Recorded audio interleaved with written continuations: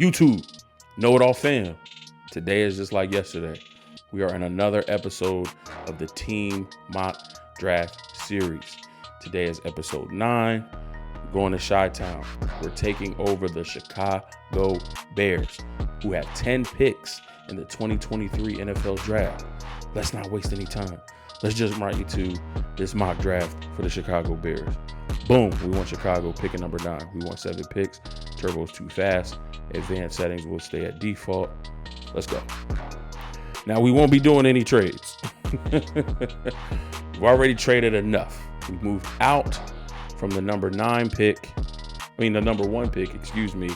down to number 9 with Carolina. We picked up a first round in 2024, picked up a second round in 2025. So as you can see, our future drafts, we will have 3 picks in the first 2 nights both times.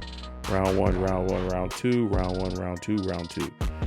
So we set ourselves up for the future, still in the top 10 in this draft.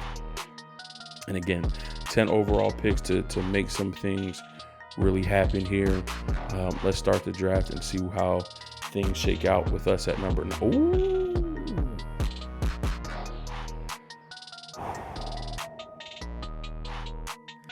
This is tough, but this is what I think is going to happen. Now here at 9, I would love to get an offensive lineman. We have Tevin Jenkins. We signed Nate Davis. I think we need to look at center. We have picks 53, 61, and 64.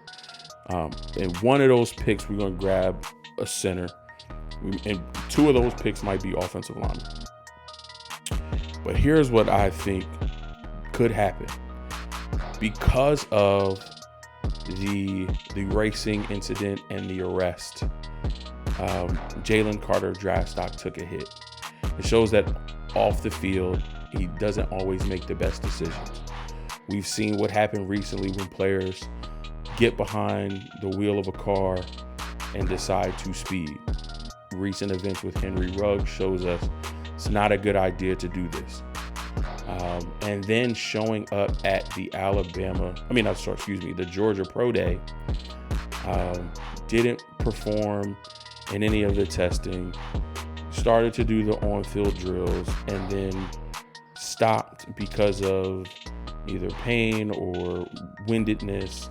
He also showed up to his pro day 8 or 9 pounds overweight from what he weighed in at the combine. Yes, you can say stress from the arrest and everything going on, with his draft stock. Of course, that probably threw off his mental and took him off of his game. But these are things that NFL teams are looking at, and they are assessing. How do you handle adversity? How do you handle pressure? How do you handle when you yourself make a mistake? One, are you forthright? Are you do you hold yourself accountable? Do you take accountability for your actions? And then do you move past that in a better way? Teams are looking at this, right? So someone who could have been obviously in a draft where teams need quarterbacks and the Panthers traded up to get a quarterback. If the Bears decided to stay at 1, Jalen Carter could have been the number 1 overall pick in the NFL draft had his offseason gone smoothly, right? But I think the Bears look up, and a guy that they were going to draft at number 1 who sees a hit to his draft stock, they can still get at number 9 while picking up pieces for the future. Do the Bears have a culture that can help Jalen Carter kind of turn it around? I'm not sure about that just yet.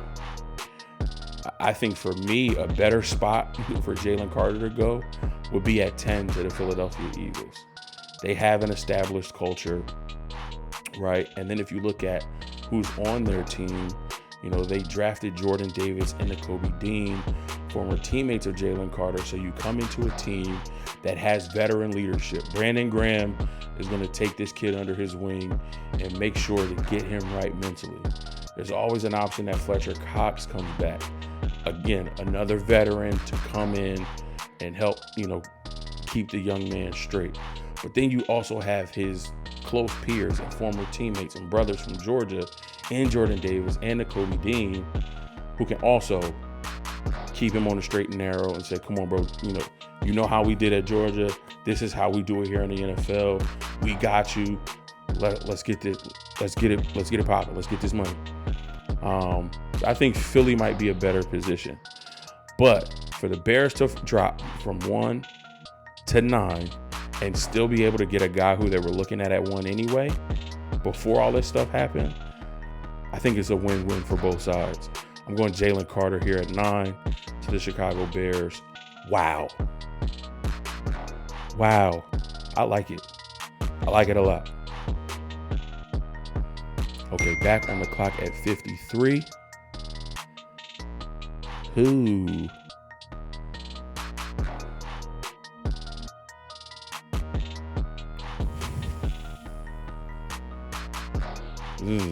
Yep.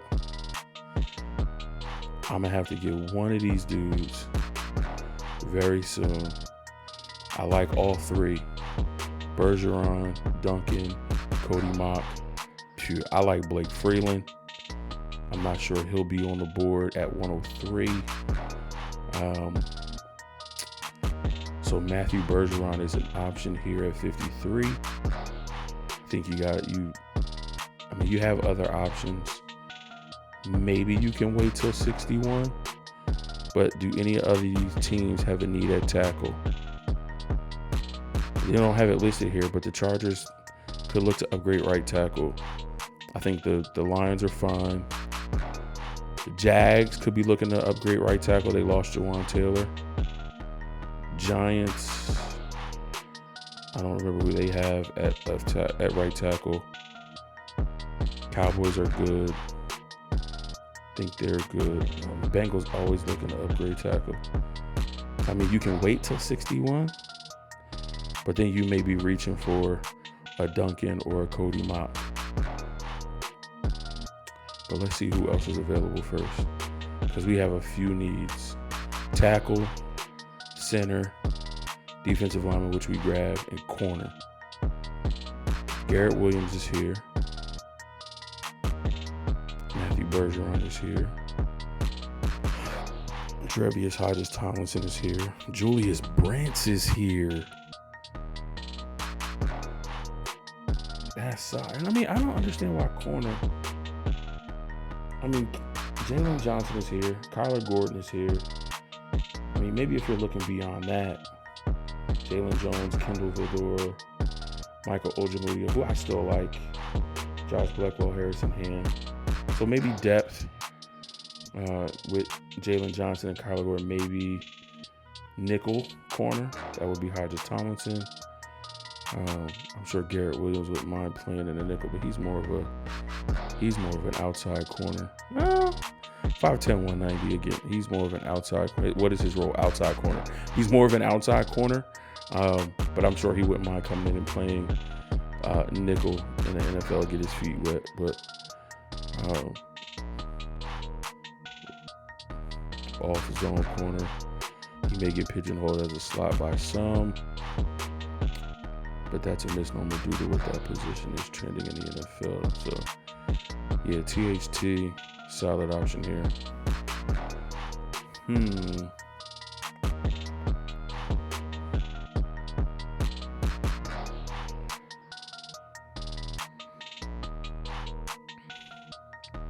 Let's get the tackle now. Let's get Matthew Bergeron. That's available at the position of need. So let's just go ahead and grab him. Who else came off the board? Whiteberg came off the board at 57. And Tippmann came off the board at 60. So the centers are gone. We got a Olusegun Oluwatimi from Michigan. Maybe we can scoop him at 133. And then we got Juice Scruggs, who we could possibly get in later rounds. Two options that I do like at that position. It would have been nice to get Weipler or Tippmann. But then I feel like we wouldn't have got Bergeron.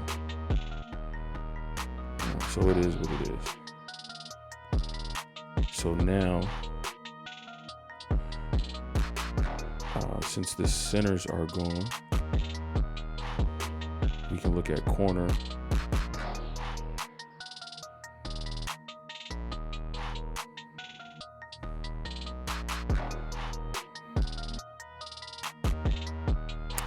I really like Julius Brent still. Maybe you can move Kyler to nickel. I mean, I know he's pretty good, but Jalen Johnson's alright. Kyler's good.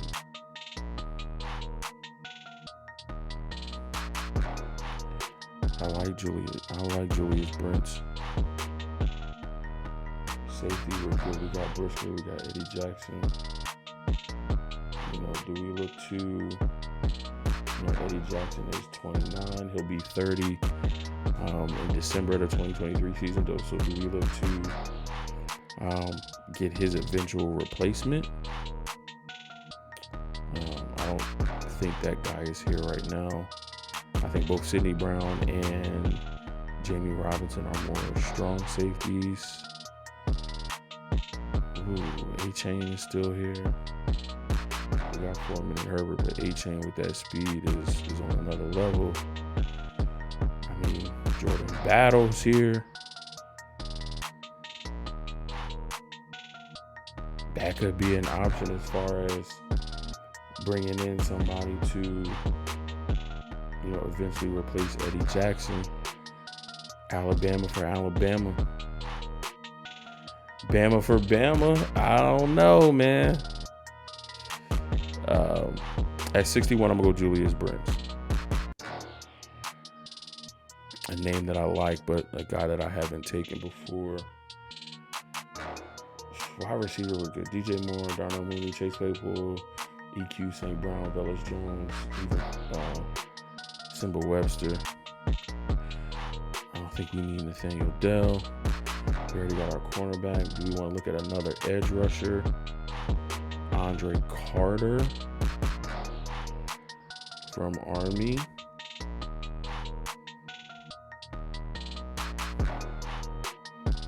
Put him in a rotation with Travis Gibson. I think he could beat out Travis Gibson, Jerry Green, him and Dominic Robinson.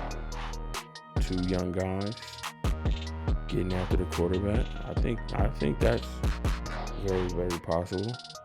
Can look at linebacker too. Here at 64.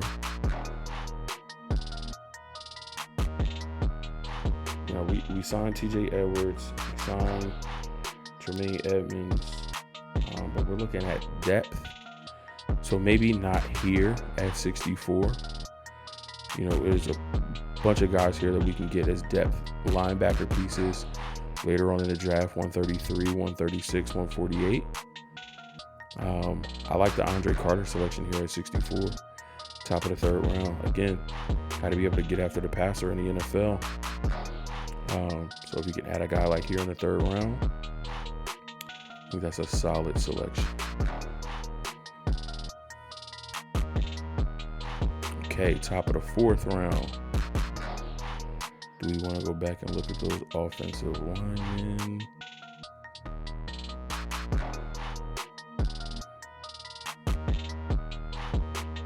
Timmy's still here, so maybe we look at that at 133. Even though he has an ADP of 121, maybe we can get him to slip a little bit. I think 103 may be a bit of a reach. But looking at what else is available, go back to linebacker. So Ivan Pace is here. What's his measurements look like? 5'10", 231. That's what I thought. He was small.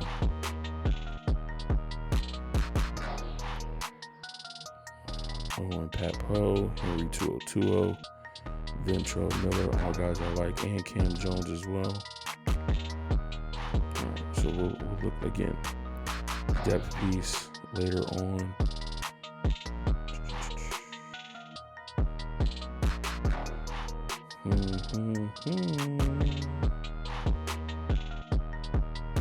Let's take a look at those safeties again.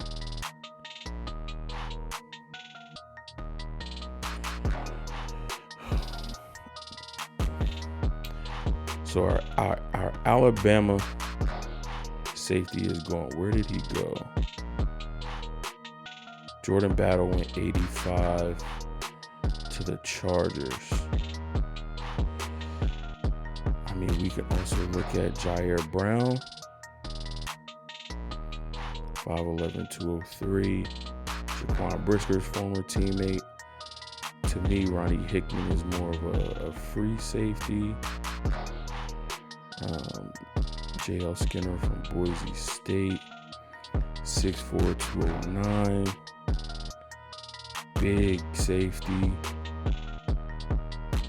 They got him listed as a slot corner, but have him in a box over, tight ends. That could be an option as well. Especially to, keep Edmonds, Edwards, and Sanborn off of the linebackers and just flowing freely. Off of the tight ends, just flowing freely.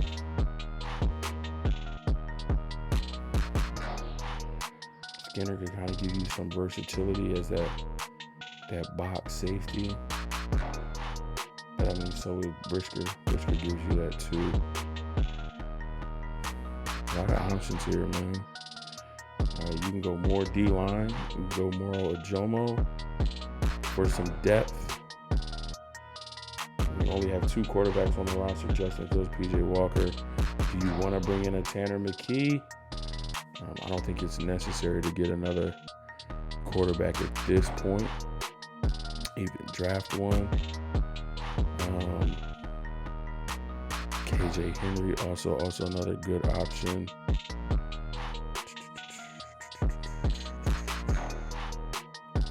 This is tough because this Bears team has a lot of pieces. And if you want to look at depth behind Jackson and Brisker, AJ Thomas, Elijah Hicks, Adrian Colbert, there isn't much there. So let's go JL Skinner at 103. Let's add some depth for our secondary. And then 133, 136, 148. That's when we can start taking a look at some linebacker depth. Oh, Keandre Coburn, some D-tackle depth. Yeah. Let me look at linebackers real quick.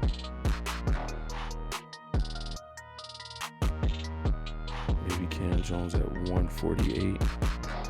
Let's not push that.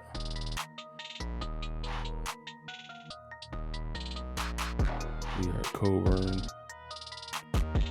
And what other position do we want? Let's look at our centers. Juice is 193. 218 might be too far off. We may have to get a Jake Andrews or a Ricky Stromberg or an Alex Forsythe, which I'm not too upset with.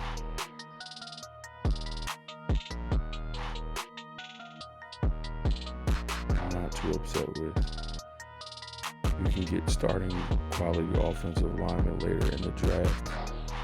That's one of the positions where you can find valuable starters. Of course, you want your top end guys, your Quentin Nelsons, your Trent Williams, guys that go in the first round. But there are some really, really good quality all-pro starting linemen that are drafted in the 6th, 7th round, or even undrafted. So it's possible to get those guys there.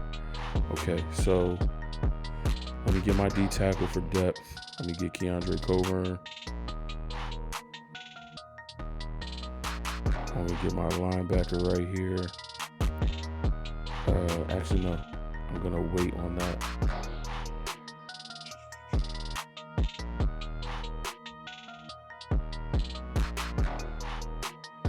I'm gonna wait on that. We got our tackle and Bergeron.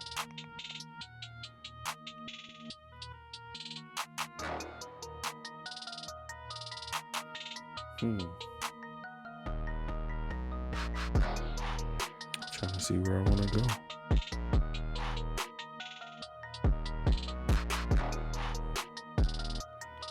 Do we want to look at running back? We got Khalil Herbert. You bring in Travis Homer and Deontay Foreman. Tristan Ebner, I don't think it's necessarily a need. Maybe we can look at wide receiver. Again, we're in the 5th round, pick 136. Andre Yosevich from Princeton made a name for himself. King Jarrett from Maryland is still here. Tavion Wicks.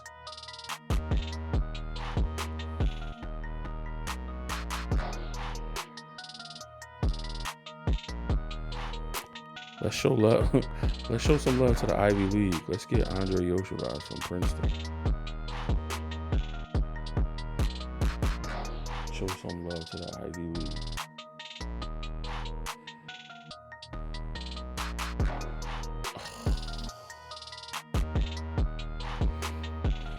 And the Titans took my linebacker. Oh my goodness. They took my linebacker right when I was about to snag him. One pick before I could get him. Goodness, man. What are we looking at with Cody right here? 30 years old?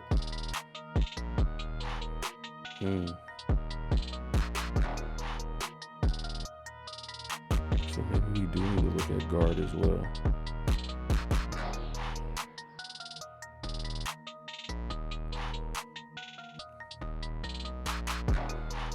Could go Jackson Kirkland, could go Chandler Sabala. I mean, we got 3 picks left. 148 is a pretty decent pick. We already got our safety. Tight end, we have Cole Kmet and Robert Tonyan, so I don't think we need to waste a draft pick on a Davis Allen or anyone else. We got our defensive line, we're pretty set. We got our edge rushers. We've got one edge. Do we need another? You know, we signed DeMarcus Walker. We have Dominique Robinson. I mean, I don't think you can ever have enough pass rushers. But maybe in this draft that would be a bit overkill. I think we can go Jackson Kirkland here at 148 just to add that offensive lineman depth. 218 and then 258.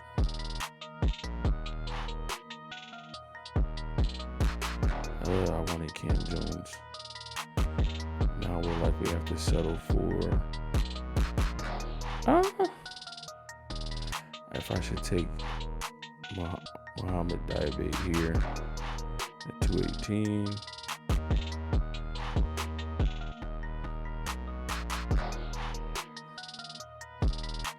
They took Scruggs.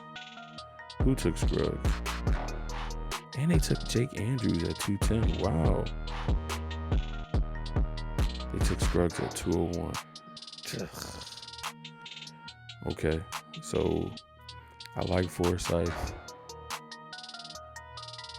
Let me get my linebacker here.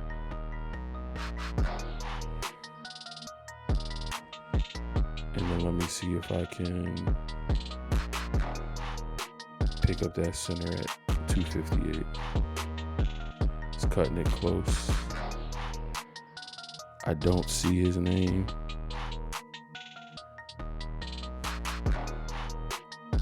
Okay, good. Alex Forsyth at 258. We get our center. All right. Okay. That's solid. A-. I'm cool with that. Okay. So round 1, pick 9.